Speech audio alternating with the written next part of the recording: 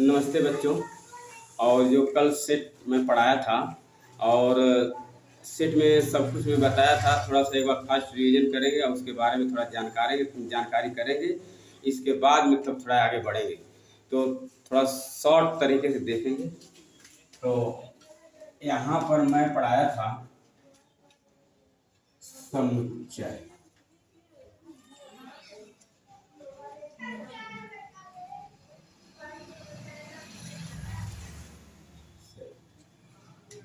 कल इसके बारे में बताए थे कि समुच्चय होता क्या है। समूह को सुपरिभाषित करना समुच्चय कहलाता है। समूह को सुपरिभाषित करना समुच्चय कहलाता है। और जैसे कि कल बताया था मैंने कि 4 बच्चे थे, जंगल की ओर जा रहे थे, तो कुछ लोगों ने पूछा, कुछ जानवर थे, तो कुछ लोगों ने पूछा कि एक समूह जा रहा है, तो इसको सुपरिभाषित करना है। तो कैसे सुपरिभाषित किया गया था एक बार देख लें कि पहले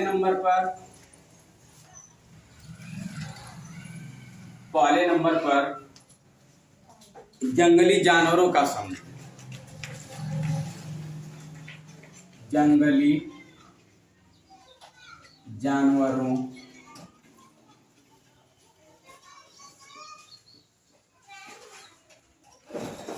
जंगली जानवरों का समूह। दूसरा, पालतू जानवरों का समूह।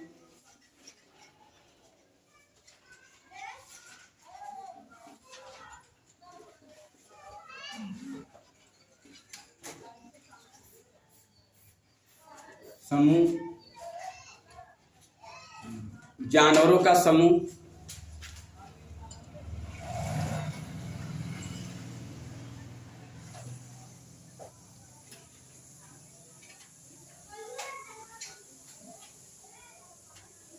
जानवरों का समूह, सबसे सुंदर जानवरों का समूह।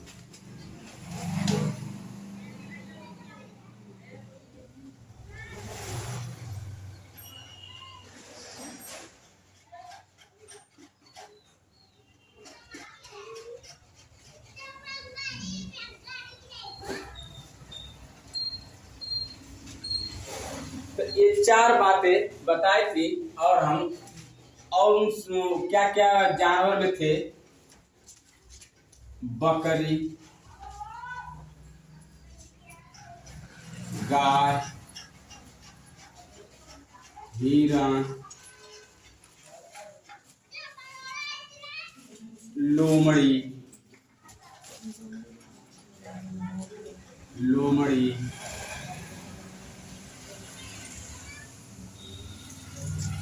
जिराफ।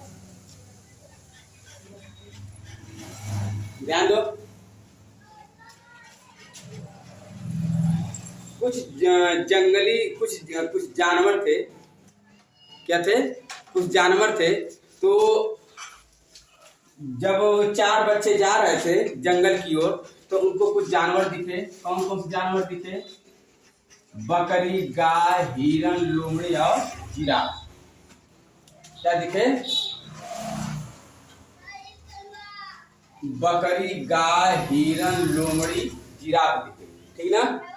तो अब इसमें से कहा गया कि इसे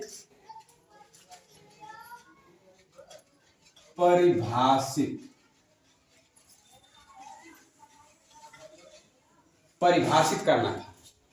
तो सभी लोगों ने पहले ने परिभाषित किया कि जंगली जानवरों का समूह, दूसरे ने पालतू जानवरों का समूह बोला, तीसरे ने जानवरों का समूह बोला, और चौथे ने क्या बोला? सबसे सुंदर जानवरों का समूह। ध्यान सब समझे से। समुच्चय क्या होता है? समुच्चय के बारे में ध्यान से सुनो अच्छे से कि समुच्चय क्या होता है। समुच्चय को समझने के लिए एक जॉर्ज कैंटर गणितज्ञ वैज्ञानिक है। जॉर्ज कैंटर क्या एक गणितज्ञ वैज्ञानिक है। तो उन्हीं को ये जो समूह संग्रह झुंड, समूह संग्रह और झुंड के को सुपरिभाषित करना वो क्या कहलाता है? समूह का समुच्चय कहलाता है। क्या कहलाता है? समुच्चय। तो अब यहाँ पर कुछ जानवर दिखे, बकरी, गाय, हिरन, लोमड़ी, जिराफ। ये कुछ क्या है? जानवर दिखे। तो वो कहा कि वो कहे जांच के अंदर कि ये बताओ कि ये चार चीजें वो लिख के दे दिए। तो चारों बच्चों ने बोले कि ये जो झुंड जा रहा है, ये जो समूह जा रहा है, ये मतलब जा रहा है, तो ये क्या चारों ने अपने अपने तरीके से उनको क्या करे बताए। तो पहले ने बोला जंगली जानवरों का समूह, दूसरे ने बोला पालतू जानवरों का समूह, और तीसरे ने बोला जानवरों का समूह, और चौथे ने बोला सबसे सुंदर जानवरों का समूह। ठीक।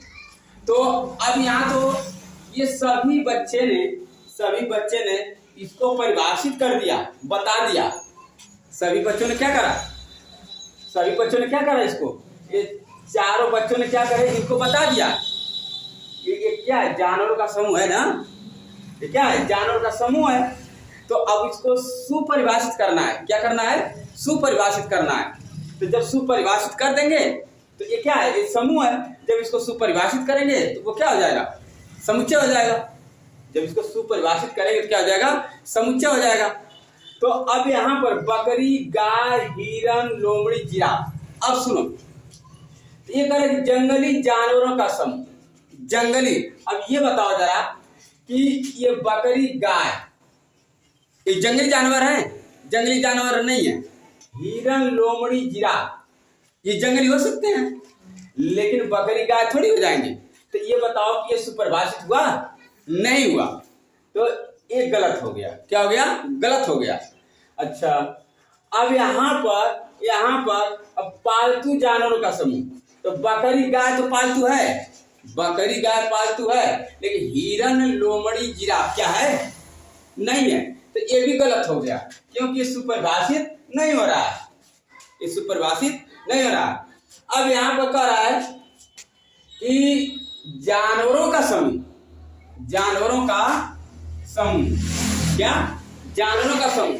ये बताओ कि अब ये जानवरों का समूह, तो ये बताओ कि बकरी भी जानवर, गाय भी जानवर, हिरन भी जानवर, लोमड़ी भी जानवर, जिराफ भी जानवर है कि नहीं? तो अभी किसका समूह बन गया? जानवरों का समूह। अभी बताओ, इसने ये जो तीसरे वाले लड़के ने जानवरों का समूह बोला, इसने क्या करा कि सुपरिभाषित किया। इसने क्या करा? सुपरिभाषित किया। जब ये सुपरिभाषित करा तब जाकर के ये क्या बन गया? समुच्चय।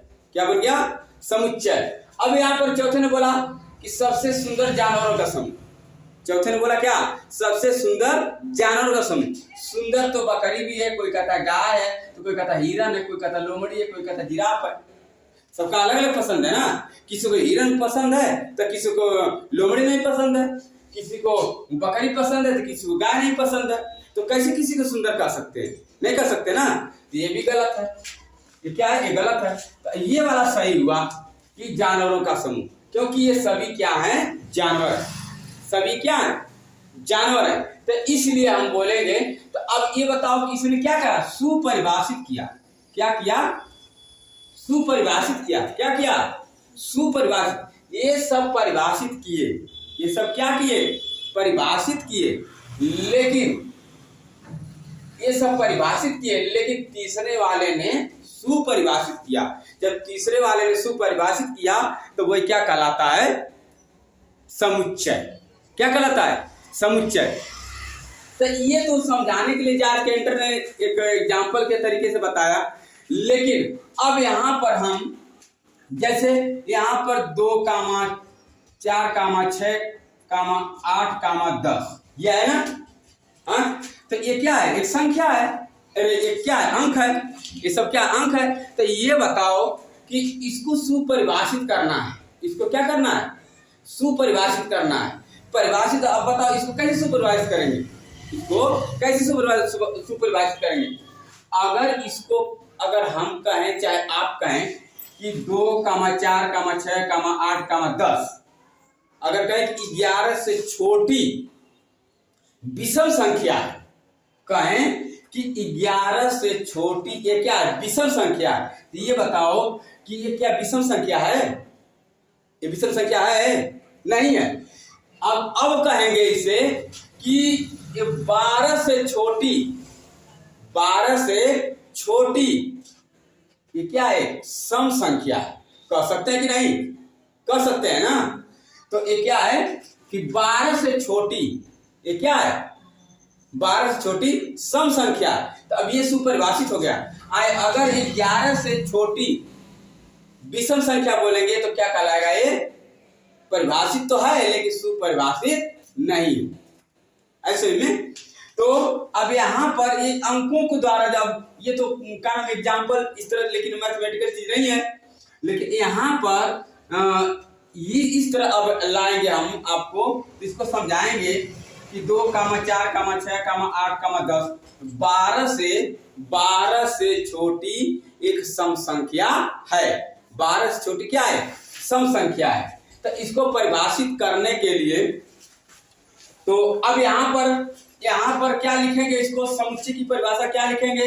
लिखेंगे समुच्चय। पहले हेडिंग डालेंगे समुच्चय।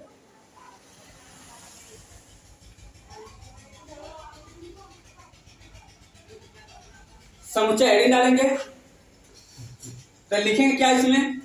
इसमें लिखेंगे कि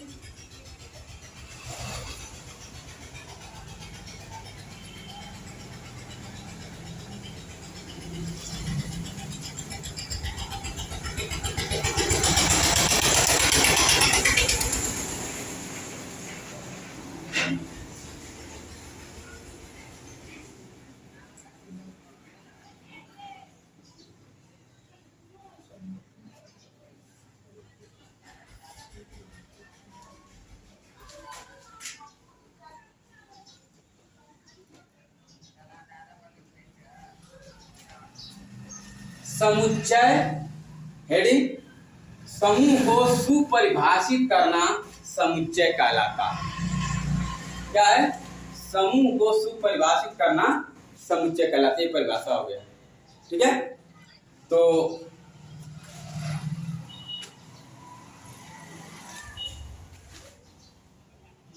इतना उतारना है तो उतार लो।